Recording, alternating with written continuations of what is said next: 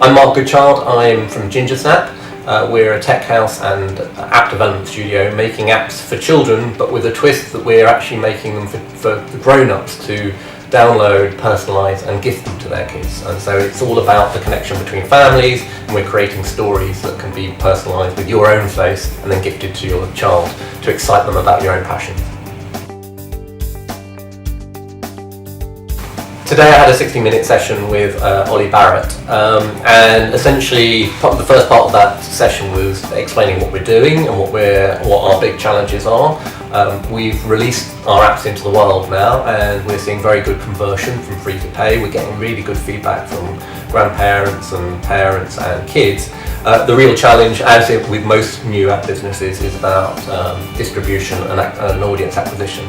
So Oli had to get his head under the bonnet of this really quickly about our business. He asked lots of questions, and it was really interesting to get his perspective very quickly on what he thought were the strengths of what we were offering. So we have a social purpose, but obviously, and he was very aware that we have to turn that and make sure that that's also a business purpose. But he was quite keen that we didn't throw that away, because it's very easy to lose your vision when you're pitching something to investors.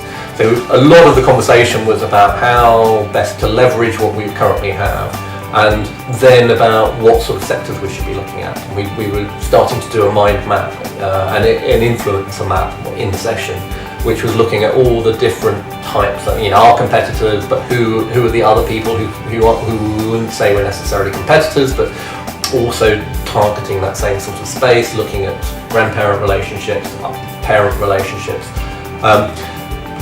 Basically he helped me work through quite a lot of those thoughts, which I think were bubbling around already, but just articulating them to a third party is often useful. And then we were actually going through some sort of practical tools about who might be worth trying to approach, who from corporate investors through to organisations who might have similar goals to us. 60 minutes wasn't probably enough. I could have probably kept him in the room for about another 2 hours, but it was really useful, and pages of notes. So tomorrow I'll be going through those and sort of then filtering and then working out a plan of action.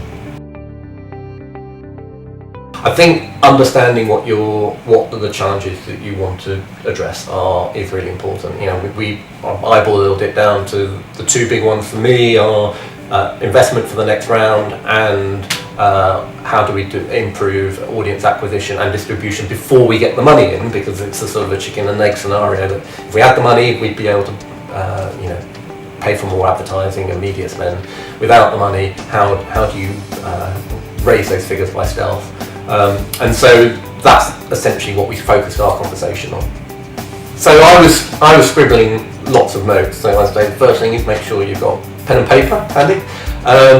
The informal nature of it was really good, but an hour goes very quickly, and so both Oli and I were quite conscious of the time, so we kept on going, well, we better move on, let's go on to the next thing. I think the social entrepreneurs have to take a bit of responsibility for that.